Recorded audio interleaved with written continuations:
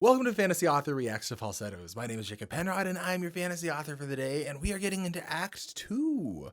I don't know where it's going to go, really. I suspect with how Act 1 was setting up the disassembly of this man's life, Marvin, and kind of the pieces that have been left in his wake, we're going to see those pieces start to come together into something new, is my hunch. Like I said, my name is Jacob Penrod. I wrote this, The Seven Rangers, Volume 1, Harvest. It is the story of an isolated island people floating 10 miles in the air who believe that they're alone in the world when suddenly they're attacked by an army of killer angels. And it's a story of a ragtag found family that has to kind of come together and figure out how to fight back. It's the first of 4 volumes, and I think it's a fun story. It's for free on my website if you want to go read it there, or you can buy it on Amazon with the link in the description to support me. But yeah, with that said, let's get into Falsettos. Act 2.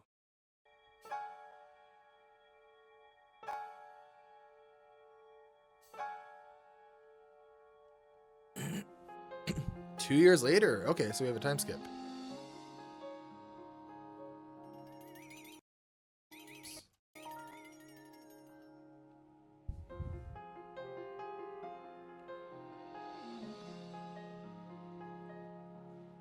Okay, so immediately it looks like Marvin is some kind of, or not Marvin, Mendle is some kind of air control person, but also last act opened with the tone setting device, and we might get that again. Homosexuals.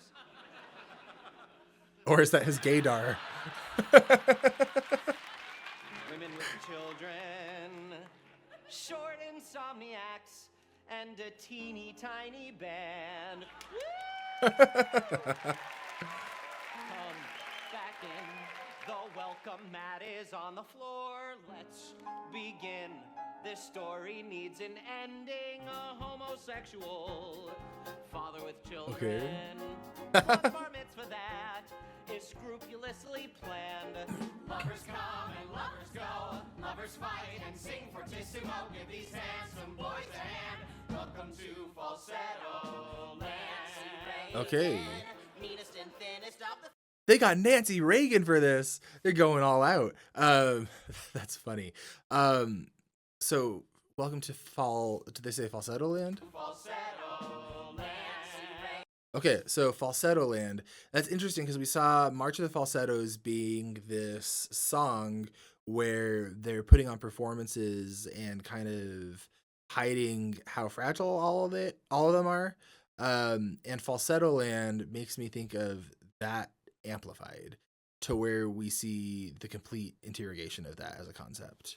Something else they said that stuck out to me. Oh yeah, I don't really know what a bar mitzvah is besides coming of age. I know I researched it when I started watching this, but it's been a while, and it hasn't been like a central part of my life to where I've integrated the knowledge. Again, meanest and thinnest of the first ladies moves into the White House. Yabba dabba. It's the 80s. Yabba dabba. The 80s. Yabba dabba. What a world we live. March, march, march to the Falsettos. March to the No, it's back. Ah, no.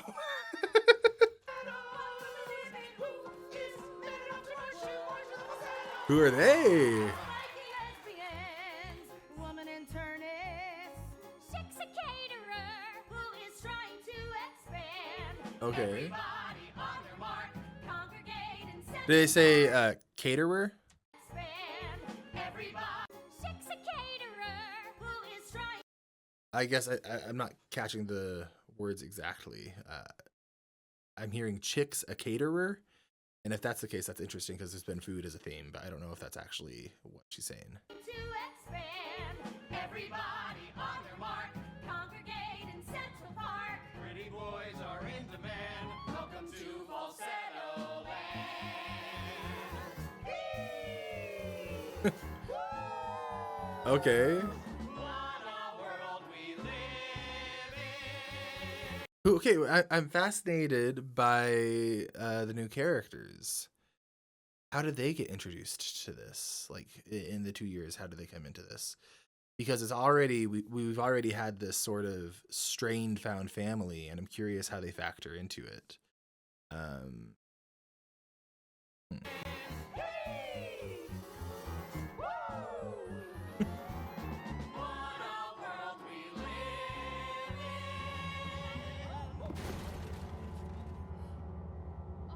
and then it collapses. Whizzer. Did it collapse onto Whizzer? Marvin pushed it onto Whizzer? Oh, everyone kind of pushed it onto Whizzer. There's random violent death imagery and lyricism in this musical, and I don't know what to make of that, but it stresses me out.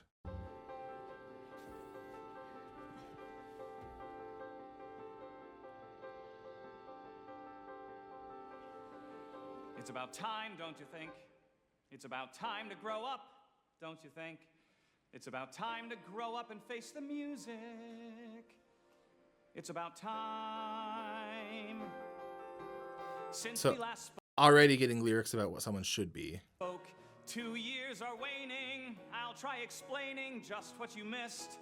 We called a truce and fitfully we coexist. Okay. I'm still loose, she's still with the psychiatrist. So I don't have a psychiatrist, except on the Jewish holidays.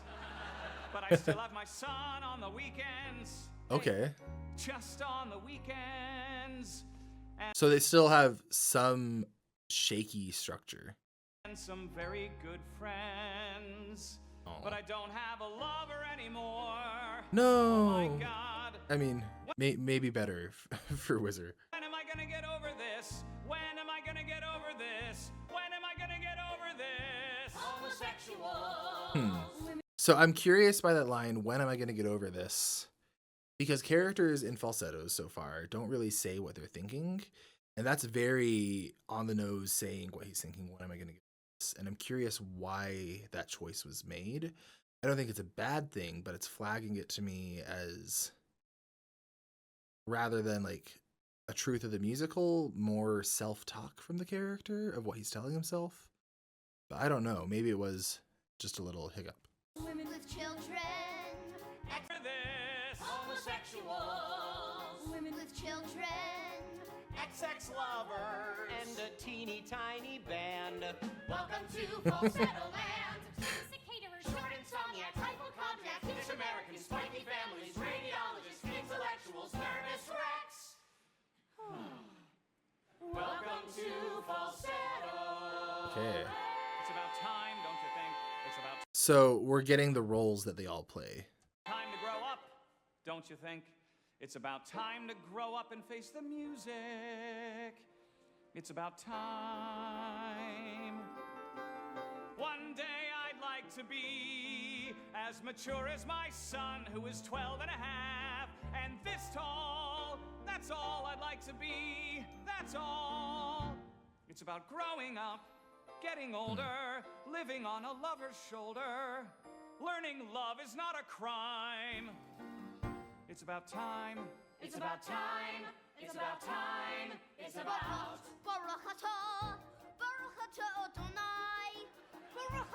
Oh, okay. That took me a second to realize that was not English. Okay.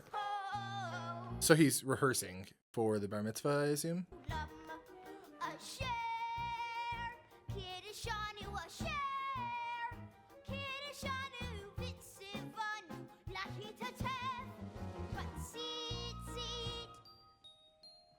Jason, dear, hello. Are you packed and waiting? So waiting for his dad? Before we go, let me speak with Father alone. Now ask the bar mitzvah. Oh, wait. Who is she calling father? Let me speak with Father alone. Now ask the bar mitzvah nears. Okay. Jason, put your Walkerman on and hum. Since this is the last loving thing we'll probably ever do together, let's act adult and not go crazy. Have you chosen yet who'll cater? This is already so much more explosive in plot than the entirety of the first half. And not much has happened at all. Not that the first half was aimless, it was very calculated in its meandering in a way that really, really worked. But this, we immediately have something that we're aiming toward. We're aiming for this bar mitzvah, and we're seeing characters get centered around that. What about it? I know a person who It's should a cater. personal decision who should cater. Can we consider who's gonna cater? Please, please, please. Stop. This is so much crap. Throw a simple party. Religion's just a trap. That ensnares the weak and the dumb. Hey, stop with the prayers. How can you stop with the prayers at the Huh. bar mitzvah? The whole thing's voodoo, and I know more than you do. Okay, so seeing some egoism come in with Mendel, but it's interesting. I think that was less supposed to be commentary on religion. Maybe it was, but more supposed to be an insight into Mendel's flaws and certainty in himself, I suppose. This is the year of Jason's bar mitzvah. We're more excited than we should be. We're more. This is the year of the child when he spreads out his wings. There's music in his heart. His life's about to start. His body's going wild. My child. My child. Our child. Oh, that's actually that's a big moment because for the whole musical, I feel like he's been Marvin's child or Trina's child, but not both. So it seems like the distance has been good for them. Please. Our child. Children, please. Throw the kid a celebration and relax. I'll bring women from the wrong side of the tracks. We'll have a ball. I guess I'll have to raise this Jason myself. Isn't he My- So why is he disillusioned towards the idea of a religious bar mitzvah? Bar mitzvah was Yes. a miserable Isn't he too much? occasion. Yeah, but so Oh, are okay. the Cause for such a break is my family. It's Jason, still where's my hug? gives me Where's my this? Is the year Still gives me hives. So he had a bad experience. So he's saying you don't need to go through this whole song and dance. He's saying what matters with the bar mitzvah, like don't stress about it. This is a time for people to come together. And if you get too caught up in the ceremony of it all and remembering the prayers, like just let the kid be a kid, I think.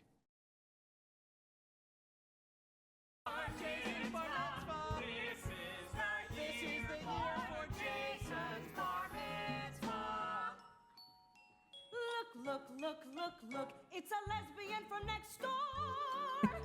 Followed by her. You know, if you are, I feel like, oh no, wait.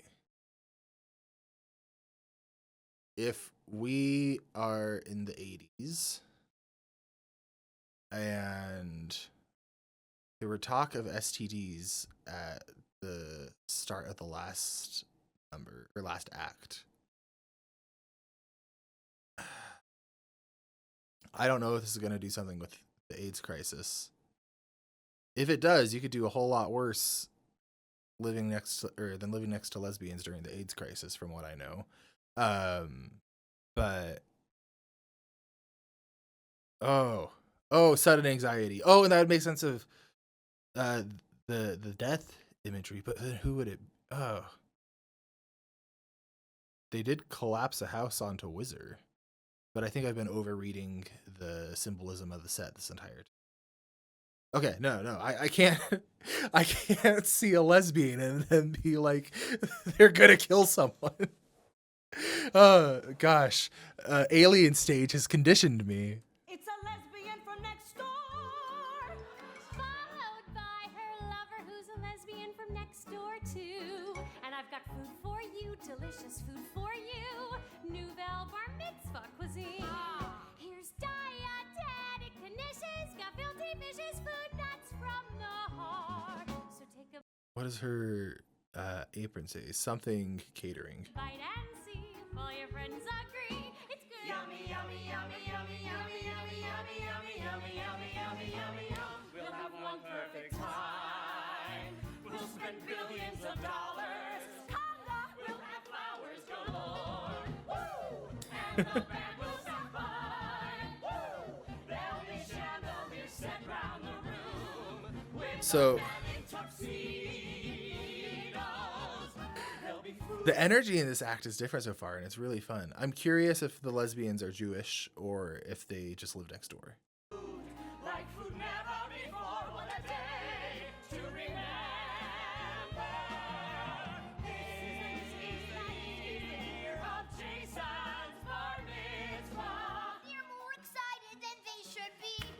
fear of the child when he spreads out his wings. There's music in his heart. His life's about to start. His body's going wild.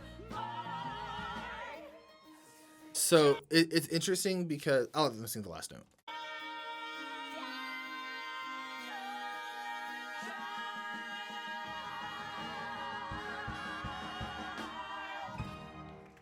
Okay, so it's really interesting because Jason, I feel like consistently has been the closest this musical has to saying narrative truths, in the sense that he says things that the story wants you to interpret as being objective.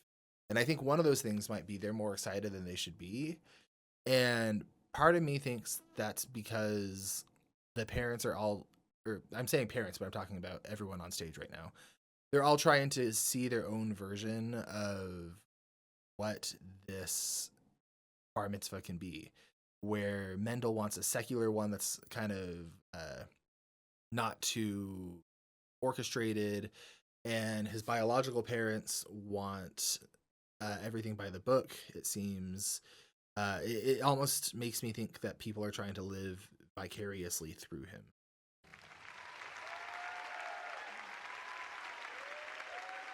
Where's Whizzer?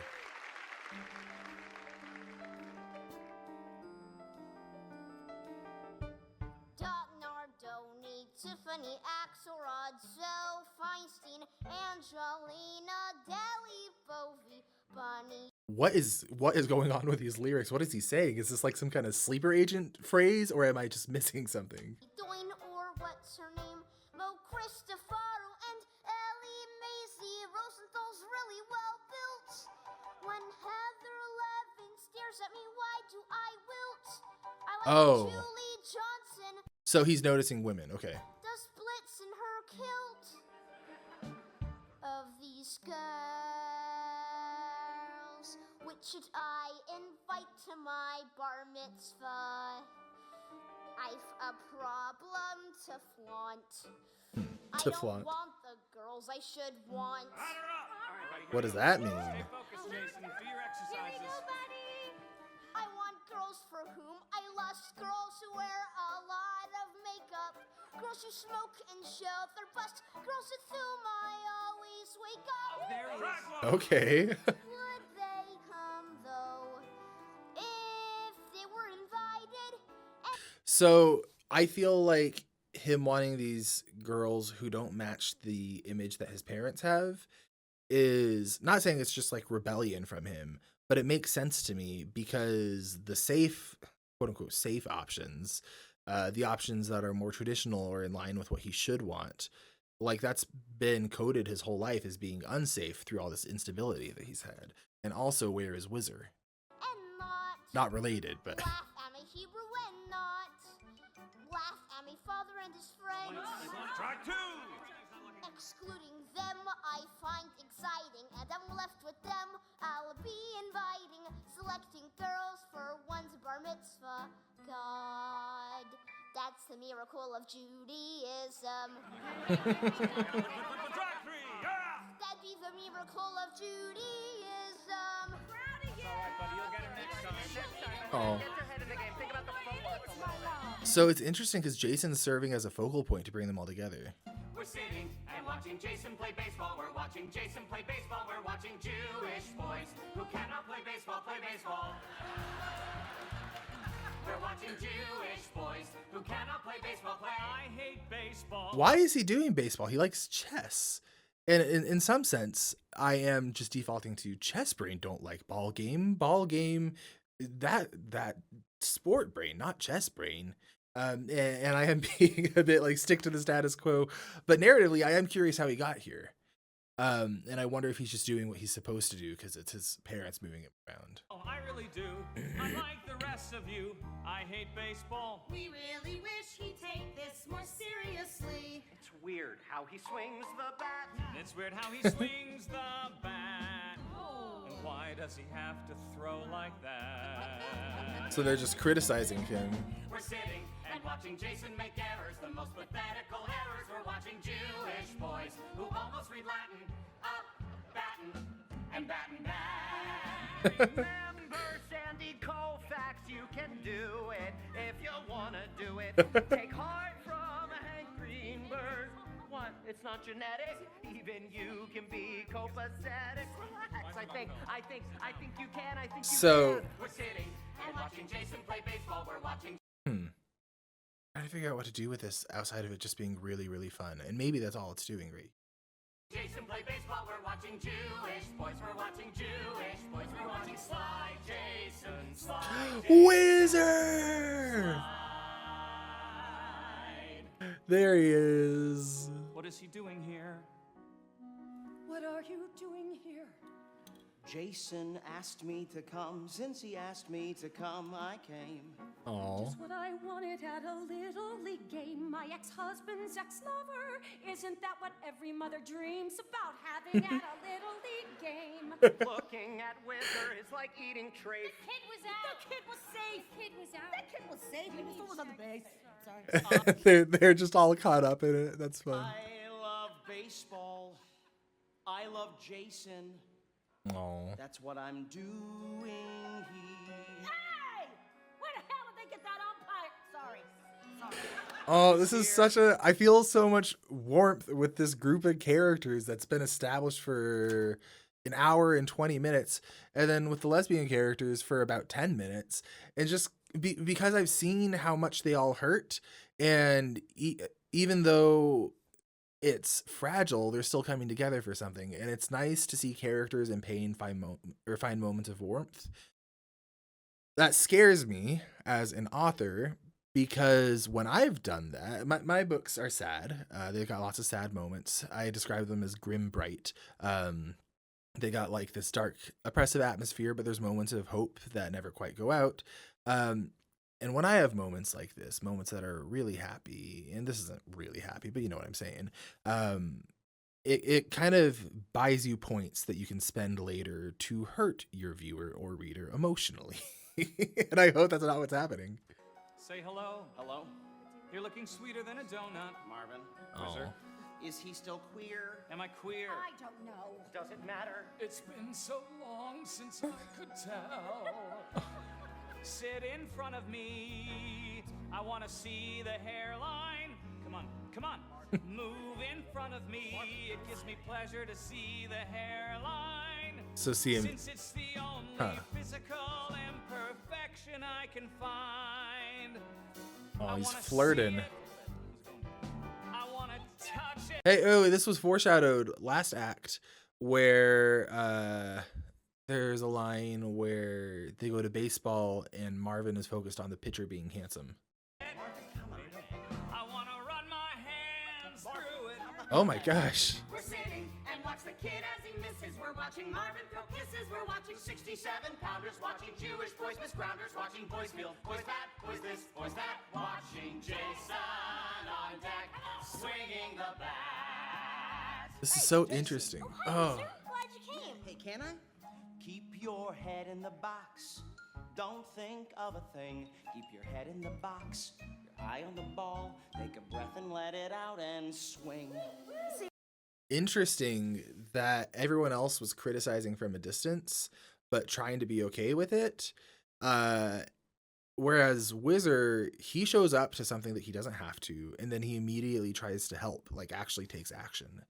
And I love him for it. See, that's what I'm talking about. That's how it's supposed to look. Keep your head in the box. Don't think of a thing. Head in the box. Eye on the ball. Take a breath and let it out and swing. Okay, go get him. Thanks, Whizzer. Why Bats, he looks good. Just remember. why are they making him more likable than they made most other characters? I'm too paranoid. I'm too paranoid because I'm flashing back to I would kill for the thrill of first love. Okay. Or he's psychotic. He looks damn good, but he's cheap as dirt. Even maniacs can charm, which he does, so beware. And just be careful. When he smiles, that smile, avoid him or else sound the alert. Whizzer, Marvin, do you think there's any hope for the kid? I love Jason, but this is not his venue. Okay, so I was picking up on that. Like, it isn't his venue. My life would be flat Jason, you gotta stand closer to the plate. Yes, it is. He's gonna get hit by the ball. Please, God, don't let me make the same mistake. We're sitting and watching Jason the batter. We know our cheering won't matter. It is the very final inning, and the other team is winning. And there's 2 outs, 2 strikes, but the bases are loaded.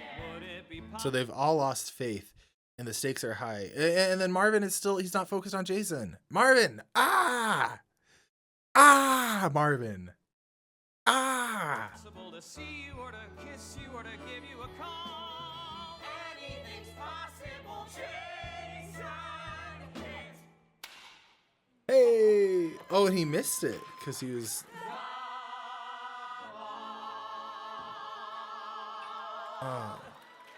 Run, Jason, run! Yeah, that's what I'm saying. Oh, this is so interesting so far. Let's see. How long have we been? We're going about half an hour. That's pretty good for one part. Okay, we're gonna end it there for this part, and I will see you all in the next one. I am loving this. The energy is picking up. I am scared for someone's life. I'm not set on whose yet. Anyway, if you like what you see here and you want to see some of my writing, feel free to check it out on my website. It's free there, or you can order a copy to support me, or head over to Patreon if you want to see the rest of this early. Otherwise, you can wait, and I'm hoping to get this out pretty quick. So yeah, I'll see you all in the next one.